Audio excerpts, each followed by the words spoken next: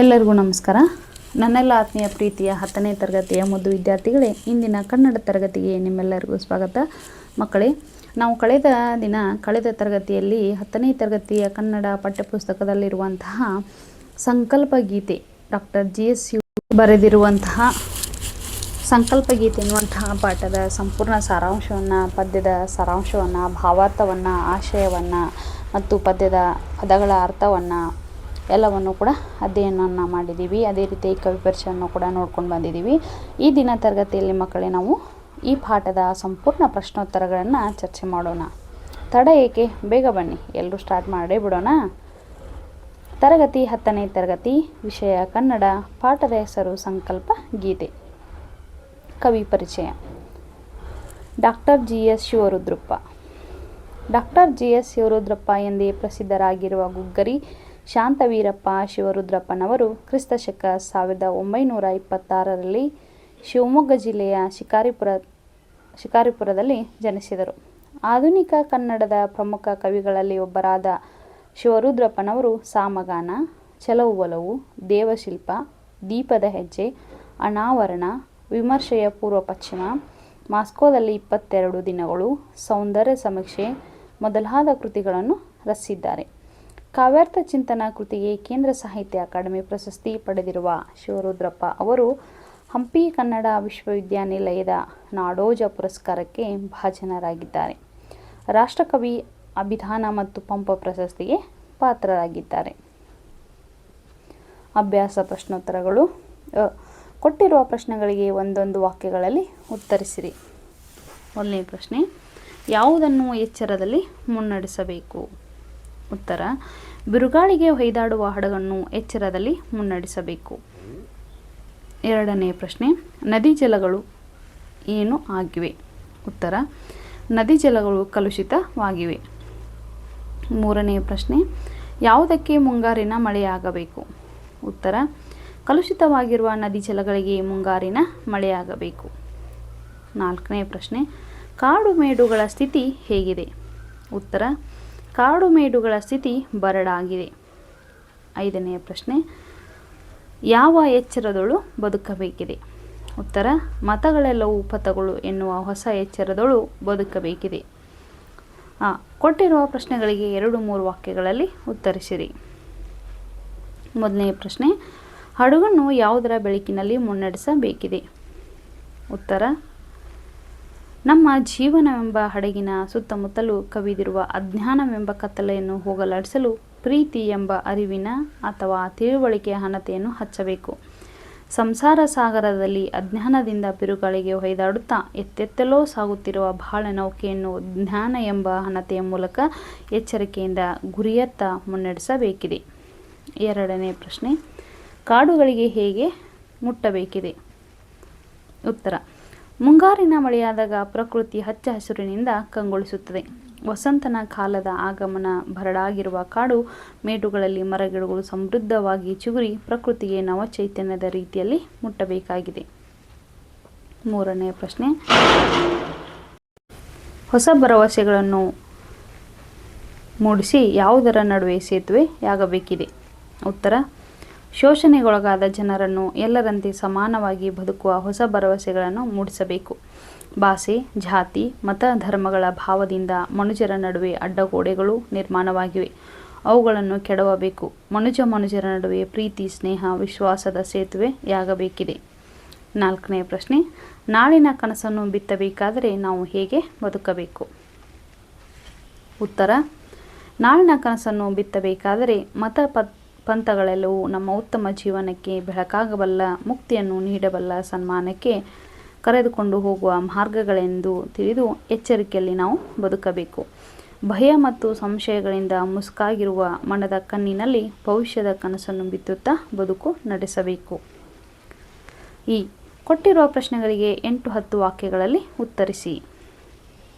ಮೊದಲನೇ ಪ್ರಶ್ನೆ, ನಾವು ಯಾವ ಸಂಕಲ್ಪ ಕೈಗೊಳ್ಳಬೇಕೆಂದು ಕವಿ ಶಿವರುದ್ರಪ್ಪನವರ ಆಶಯ? ಉತ್ತರ, ನಮ್ಮ ಜೀವನದಲ್ಲಿ ಧನಾತ್ಮಕ ಭಾವನೆಯನ್ನು, ದೃಢ ಸಂಕಲ್ಪವನ್ನು, ಹೊಂದಿರಬೇಕು. ಯಾವುದೇ ರೀತಿಯ ಸವಾಲುಗಳು ಎದುರಾದಾಗಲೂ ಆತ್ಮವಿಶ್ವಾಸ, ಸಂಕಲ್ಪ ನಿಷ್ಠೆಯಿಂದ ಕ್ರಿಯಾಶೀಲರಾದಾಗ ಯಶಸ್ಸು ಲಭಿಸುತ್ತದೆ. ನಮ್ಮ ಜೀವನ ಎಂಬ ಹಡಗಿನ ಸುತ್ತಲೂ ಕವಿದಿರುವ ಅಜ್ಞಾನ ಎಂಬ ಕತ್ತಲೆಯನ್ನು ಹೋಗಲಾಡಿಸಲು ಪ್ರೀತಿ ಎಂಬ ಅರಿವಿನ ತಿಳುವಳಿಕೆಯ ಹಣತೆಯನ್ನು ಹಚ್ಚಬೇಕು. ಸಂಸಾರ ಸಾಗರದಲ್ಲಿ ಅಜ್ಞಾನದಿಂದ ಬಿರುಗಾಳಿಗೆ ಹೊಯ್ದಾಡುತ್ತಾ ಎತ್ತೆತ್ತಲೋ ಸಾಗುತ್ತಿರುವ ಬಹಳ ನೌಕೆಯನ್ನು ಜ್ಞಾನವೆಂಬ ಹಣತೆಯ ಮೂಲಕ ಎಚ್ಚರಿಕೆಯಿಂದ ಗುರಿಯತ್ತ ಮುನ್ನಡೆಸುವ ಸಂಕಲ್ಪ ಕೈಗೊಳ್ಳಬೇಕು.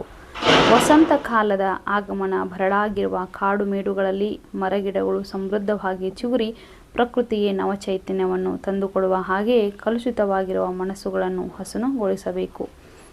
ಶೋಷಣೆಗೊಳಗಾದ ಜನರನ್ನು ಎಲ್ಲರಂತೆ ಸಮಾನವಾಗಿ ಬದುಕುವ ಹೊಸ ಭರವಸೆಗಳನ್ನು ಮೂಡಿಸಬೇಕು. ಭಾಷೆ, ಜಾತಿ, ಮತಧರ್ಮಗಳ ಭೇದ ಭಾವದಿಂದ ಮನುಜರ ನಡುವೆ ಅಡ್ಡಗೋಡೆಗಳು ನಿರ್ಮಾಣವಾಗಿವೆ.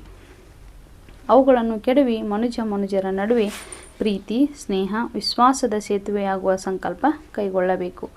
ಮತ ಪಂಥಗಳೆಲ್ಲವೂ ಸಾಧನೆಯ ದಾರಿಗಳು. ನಮ್ಮ ಉತ್ತಮ ಜೀವನಕ್ಕೆ ಬೆಳಕಾಗಬಲ್ಲ, ಮುಕ್ತಿಯನ್ನು ನೀಡಬಲ್ಲ, ಸನ್ಮಾನಕ್ಕೆ ಕರೆದುಕೊಂಡು ಹೋಗುವ ಮಾರ್ಗಗಳೆಂದು ತಿಳಿದು ಎಚ್ಚರಿಕೆಯಲ್ಲಿ ನಾವು ಬದುಕಬೇಕು. ಭಯ ಮತ್ತು ಸಂಶಯಗಳಿಂದ ಮುಸುಕಾಗಿರುವ ಮನದ ಕಣ್ಣಿನಲ್ಲಿ ಭವಿಷ್ಯದ ಹೊಂಗನಸು ಕಾಣುವಂತೆ ಮಾಡುವ ಸಮಾಜವನ್ನು ಸ್ವಾಸ್ಥ್ಯದ ನೆಲೆಯಾಗಿಸುವ ದೃಢ ಸಂಕಲ್ಪವನ್ನು ಕೈಗೊಳ್ಳಬೇಕು ಎಂಬುದು ಕವಿ ಜಿ.ಎಸ್. ಶಿವರುದ್ರಪ್ಪನವರ ಆಶಯವಾಗಿದೆ. ಎರಡನೇ ಪ್ರಶ್ನೆ, ಸಂಕಲ್ಪ ಮತ್ತು ಅನುಷ್ಠಾನದ ಕುರಿತು ಕವಿ ಶಿವರುದ್ರಪ್ಪನವರ ಅಭಿಪ್ರಾಯವನ್ನು ವಿವರಿಸಿರಿ. ಉತ್ತರ: ಜಾತೀಯತೆ, ಮತ, ಭಾಷೆ, ಬಣ್ಣ, ಅಜ್ಞಾನ, ಮೂಢನಂಬಿಕೆಗಳೆಂಬ ಕತ್ತಲೆಯು ನಮ್ಮ ಸುತ್ತಮುತ್ತಲು ಕವಿದಿರುತ್ತದೆ. ಆ ಕತ್ತಲೆಯನ್ನು ಓಡಿಸಲು ಪ್ರೀತಿ ಎಂಬ ಅರಿವಿನ ಹಣತೆಯನ್ನು ಹಚ್ಚಬೇಕಾಗಿದೆ. ಅಜ್ಞಾನದಿಂದ ಬಿರುಗಾಳಿಗೆ ಹೊಯ್ದಾಡುತ್ತಾ ಎತ್ತೆತ್ತಲು ಸಾಗುತ್ತಿರುವ ಬಹಳ ನೌಕೆಯನ್ನು ಎಚ್ಚರಿಕೆಯಿಂದ ಗುರಿಯತ್ತ ನಡೆಸುವ ಸಂಕಲ್ಪದ ಅನುಷ್ಠಾನವಾಗಬೇಕು. ಆಧುನಿಕ ಮಾನವನ ಹಸ್ತಕ್ಷೇಪದಿಂದ ಕಲುಷಿತವಾದ ನದಿಗಳ ಶುದ್ಧೀಕರಣ ಮಾಡಲು ಬೋರೆರೆಯುವ ಮುಂಗಾರಿನ ಮಳೆಯೇ ಬೇಕು. ಹಾಗೆಯೇ ಕಲ್ಮಶಗಳಿಂದ ಕೂಡಿದ ಮನುಷ್ಯರ ಮನಸ್ಸುಗಳನ್ನು ಪ್ರೀತಿಯ ಮೂಲಕ ಹಸನುಗೊಳಿಸುವ ಸಂಕಲ್ಪ ಬೇಕು. ನಾಗರಿಕತೆಯ ಭರಾಟೆಯಲ್ಲಿ ಮೌಲ್ಯಗಳು ಕುಸಿಯುತ್ತಿವೆ. ಆದ್ದರಿಂದ ಮೌಲ್ಯಗಳೆಂಬ ಸಸಿಗಳನ್ನು ನೆಟ್ಟು ಪ್ರೀತಿಯ ನೀರನ್ನು ಎರೆಯುತ್ತಾ ಬದುಕನ್ನು ಸಮೃದ್ಧವಾಗಿಸುವ ಸಂಕಲ್ಪದ ಅನುಷ್ಠಾನವಾಗಬೇಕು. ಬಡತನ, ಅಜ್ಞಾನ, ಮೂಢನಂಬಿಕೆ, ಧರ್ಮ, ಭಾಷೆ, ಜಾತಿಗಳಿಂದ ಶೋಷಣೆಗೊಳಗಾದ ಜನರನ್ನು ಎಲ್ಲರಂತೆ ಸಮಾನವಾಗಿ ಬದುಕುವ ಹೊಸ ಭರವಸೆಗಳನ್ನು ಕಟ್ಟಿಕೊಡಬೇಕು. ಹಾಗೆಯೇ ಮನುಷ್ಯರ ನಡುವೆ ಜಾತಿ, ಧರ್ಮ, ಭಾಷೆ, ವರ್ಣಗಳಿಂದ ಆವೃತವಾದ ಅಡ್ಡಗೋಡೆಗಳನ್ನು ಕೆಡವಿ ಎಲ್ಲರನ್ನೂ ಒಂದಾಗಿಸುವ ಪ್ರೀತಿಯ, ಸ್ನೇಹದ ಸೇತುವೆಯನ್ನು ನಿರ್ಮಿಸುವ ಸಂಕಲ್ಪವನ್ನು ಅನುಷ್ಠಾನಗೊಳಿಸಬೇಕು. ಮತಗಳೆಲ್ಲವೂ ನಮ್ಮ ಉತ್ತಮ ಜೀವನಕ್ಕೆ ದಾರಿದೀಪಗಳು ಎಂಬುದನ್ನು ಅನುಷ್ಠಾನಗೊಳಿಸಬೇಕು. ಅಸಮಾನತೆ, ಶೋಷಣೆ ಇತ್ಯಾದಿಗಳಿಂದ ಭಯಭೀತಿಗೊಂಡು ನಾಳಿನ ಬದುಕಿನ ಬಗ್ಗೆ ಸಂಶಯಗೊಂಡು ಮುಸುಕಾದ ಕಣ್ಣುಗಳಿಗೆ ಉತ್ತಮ ಕನಸನ್ನು ಅವರಲ್ಲಿ ಬಿತ್ತಿ ಧೈರ್ಯ ನೀಡುವ ಸಂಕಲ್ಪಗಳು ಅನುಷ್ಠಾನಗೊಂಡಾಗ ನಮ್ಮ ಸಮಾಜ ಸ್ವಾಸ್ಥ್ಯವಾಗಿರುತ್ತದೆ ಎಂದು ಕವಿ ಶ್ರೀ ಜಿ.ಎಸ್. ಶಿವರುದ್ರಪ್ಪನವರು ಸಂಕಲ್ಪ ಮತ್ತು ಅನುಷ್ಠಾನದ ಕುರಿತು ತಮ್ಮ ಅಭಿಪ್ರಾಯವನ್ನು ವ್ಯಕ್ತಪಡಿಸುತ್ತಾರೆ. ಈ ಸಂದರ್ಭ ಸಹಿತ ಸ್ವಾರಸ್ಯವನ್ನು ವಿವರಿಸಿರಿ. ಮೊದಲನೆಯ ಪ್ರಶ್ನೆ, ಪ್ರೀತಿಯ ಹಣತೆಯನ್ನು ಹಚ್ಚೋಣ. ಆಯ್ಕೆ: ಈ ವಾಕ್ಯವನ್ನು ಕವಿ ಜಿ.ಎಸ್. ಶಿವರುದ್ರಪ್ಪ ಅವರು ರಚಿಸಿರುವ ಎದೆ ತುಂಬಿ ಹಾಡಿದೆನು ಕವನ ಸಂಕಲನದಿಂದ ಆಯ್ದ ಸಂಕಲ್ಪ ಗೀತೆ ಎಂಬ ಪದ್ಯದಿಂದ ಆರಿಸಲಾಗಿದೆ. ಸಂದರ್ಭ: ಕವಿ ಜಿ.ಎಸ್. ಶಿವರುದ್ರಪ್ಪನವರು ಜಾತೀಯತೆ, ಮತ, ಭಾಷೆ, ಬಣ್ಣ, ಅಜ್ಞಾನ, ಅಂಧಕಾರ, ಮೂಢ ನಂಬಿಕೆಗಳೆಂಬ ಕತ್ತಲೆಯನ್ನು ಓಡಿಸಲು ಪ್ರೀತಿ ಎಂಬ ಅರಿವಿನ ಹಣತೆಯನ್ನು ಹಚ್ಚಬೇಕಾಗಿದೆ ಎಂದು ಹೇಳುವ ಸಂದರ್ಭದಲ್ಲಿ ಹೇಳಿದ ಈ ಮಾತು ಬಂದಿದೆ. ಸ್ವಾರಸ್ಯ: ನಮ್ಮ ಜೀವನದಲ್ಲಿ ಅಜ್ಞಾನ ಅಂಧಕಾರವನ್ನು ಹೋಗಲಾಡಿಸಲು ಪ್ರೀತಿ ಎಂಬ ಅರಿವಿನ ದೀಪವನ್ನು ಬೆಳಗಿಸುವ ಸಂಕಲ್ಪ ಮಾಡಬೇಕೆಂಬ ತಮ್ಮ ಭಾವನೆಯನ್ನು ಕವಿ ಈ ವಾಕ್ಯದಲ್ಲಿ ಸ್ವಾರಸ್ಯಪೂರ್ಣವಾಗಿ ಅಭಿವ್ಯಕ್ತಪಡಿಸುತ್ತಾರೆ. ಎರಡನೇ ಪ್ರಶ್ನೆ, ಮುಂಗಾರಿನ ಮಳೆಯಾಗೋಣ. ಆಯ್ಕೆ: ಈ ವಾಕ್ಯವನ್ನು ಕವಿ ಜಿ.ಎಸ್. ಶಿವರುದ್ರಪ್ಪ ಅವರು ರಚಿಸಿರುವ ಎದೆ ತುಂಬಿ ಹಾಡಿದೆನು ಕವನ ಸಂಕಲನದಿಂದ ಆಯ್ದ ಸಂಕಲ್ಪ ಗೀತೆ ಎಂಬ ಪದ್ಯದಿಂದ ಆರಿಸಲಾಗಿದೆ. ಸಂದರ್ಭ: ಮಾನವರ ದುರ್ವರ್ತನೆಯಿಂದ ಕಲುಷಿತವಾಗಿರುವ ನದಿ ಜಲಗಳ ಶುದ್ಧೀಕರಣ ಹೇಗಾಗಬೇಕೆಂಬ ಭಾವ ಕವಿಯ ಮನದಲ್ಲಿ ಮೂಡಿದಾಗ ಮುಂಗಾರಿನ ಮಳೆಯಾಗಿ ಕಲ್ಮಶಗಳನ್ನು ಕೊಚ್ಚಿಕೊಂಡು ಹೋಗಬೇಕು. ಬರಡಾಗಿರುವ ಕಾಡು ಮೇಡುಗಳಿಗೆ ವಸಂತವಾಗಬೇಕೆಂದು ಹೇಳುವ ಸಂದರ್ಭದಲ್ಲಿ ಈ ಮಾತು ಬಂದಿದೆ. ಸ್ವಾರಸ್ಯ: ಮುಂಗಾರಿನ ಮಳೆ ಕಲ್ಮಶಗಳನ್ನು ಕೊಚ್ಚಿಕೊಂಡು ಹೋದಂತೆ ಹೊಸ ಸಂಕಲ್ಪ ಜನರ ಮನದ ಕಲ್ಮಶಗಳನ್ನು ಕಳೆದು ಬದುಕನ್ನು ಸಮೃದ್ಧವಾಗಿಸಬೇಕು ಎಂದು ಕವಿ ಸ್ವಾರಸ್ಯಪೂರ್ಣವಾಗಿ ತಮ್ಮ ಭಾವನೆಯನ್ನು ಅಭಿವ್ಯಕ್ತಪಡಿಸುತ್ತಾರೆ. 3ನೇ ಪ್ರಶ್ನೆ: ಹೊಸ ಭರವಸೆಗಳ ಕಟ್ಟೋಣ. ಆಯ್ಕೆ: ಈ ವಾಕ್ಯವನ್ನು ಕವಿ GS ಶಿವರುದ್ರಪ್ಪ ಅವರು ರಚಿಸಿರುವ ಎದೆ ತುಂಬಿ ಹಾಡಿದೆನು ಕವನ ಸಂಕಲನದಿಂದ ಆಯ್ದ ಸಂಕಲ್ಪ ಗೀತೆ ಎಂಬ ಪದ್ಯದಿಂದ ಆರಿಸಲಾಗಿದೆ. ಸಂದರ್ಭ: ಕುಸಿದು ಹೋಗಿರುವ ಮೌಲ್ಯಗಳನ್ನು ಮತ್ತೆ ಎಬ್ಬಿಸಿ ನಿಲ್ಲಿಸಬೇಕು. ಬಡತನ, ಅಜ್ಞಾನದ ಮೂಢನಂಬಿಕೆ, ಧರ್ಮ, ಭಾಷೆ, ಜಾತಿಗಳಿಂದ ಶೋಷಣೆಗೊಳಗಾದ ಜನರನ್ನು ಎಲ್ಲರಂತೆ ಸಮಾನವಾಗಿ ಬದುಕಲು ಹೊಸ ಭರವಸೆಗಳನ್ನು ಕಟ್ಟಿ ಕೊಡಬೇಕು ಎಂದು ಹೇಳುವ ಸಂದರ್ಭದಲ್ಲಿ ಈ ಮಾತು ಬಂದಿದೆ. ಸ್ವಾರಸ್ಯ: ಮೌಲ್ಯಗಳನ್ನು ಪುನರ್ ಸ್ಥಾಪಿಸುವ ಹಾಗೂ ಶೋಷಿತರ ಬದುಕಿಗೆ ಭರವಸೆ ತುಂಬುವ ಸಂಕಲ್ಪ ಬೇಕು ಎಂಬುದನ್ನು ಕವಿ ಸ್ವಾರಸ್ಯಪೂರ್ಣವಾಗಿ ಅಭಿವ್ಯಕ್ತಪಡಿಸುತ್ತಾರೆ. 4ನೇ ಪ್ರಶ್ನೆ: ಹೊಸ ಎಚ್ಚರದೊಳು ಬದುಕೋಣ. ಆಯ್ಕೆ: ಈ ವಾಕ್ಯವನ್ನು ಕವಿ GS ಶಿವರುದ್ರಪ್ಪ ಅವರು ರಚಿಸಿರುವ ಎದೆ ತುಂಬಿ ಹಾಡಿದೆನು ಕವನ ಸಂಕಲನದಿಂದ ಆಯ್ದ ಸಂಕಲ್ಪ ಗೀತೆ ಎಂಬ ಪದ್ಯದಿಂದ ಆರಿಸಲಾಗಿದೆ.